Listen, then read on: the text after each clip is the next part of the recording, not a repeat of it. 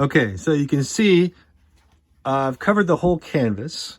It certainly looks Harlequin-y right now. Now, in the end, it's going to be not that different from other paintings of mine that you've seen.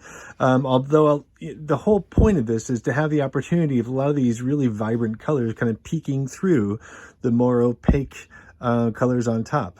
Now, what I've done here is, like I said before, I've smeared together most of these colors so that those little white bits aren't really showing through much. I mean, there's here and there, you can see them, but they're not really distracting like they were, I don't think, at least not for me.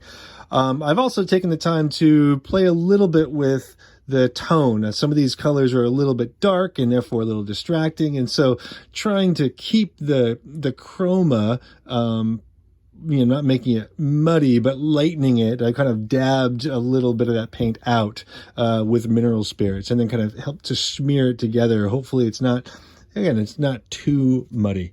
I've also deliberately kind of blurred together a lot of the stuff that I want to kind of not be distracting. So there's a lot of color, sometimes broken, a little bit muddy. That's okay. In the kind of the periphery here in the outfit.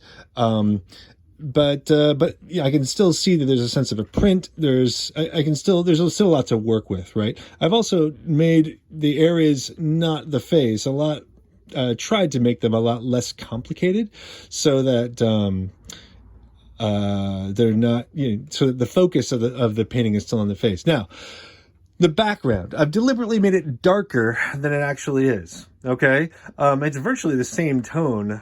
You really can't tell in the camera, but it's virtually the same tone as the bulk of the red collar. Okay, and I kind of like that.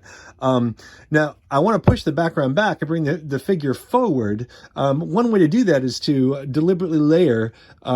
If you put a lighter opaque color on top of a darker color, it kind of cools down the top color, the top layer of paint, and pushes back that background. So I kind of deliberately set it up, making the background deliberately darker in order to kind of set that dynamic up. And conversely, a darker color on top of a lighter color tries to pull forward. Now, everything is on white, so all these colors are a darker color on top of a lighter color. So in order to create space, I have to kind of flip-flop that relationship, and it'll work. It works really, really well.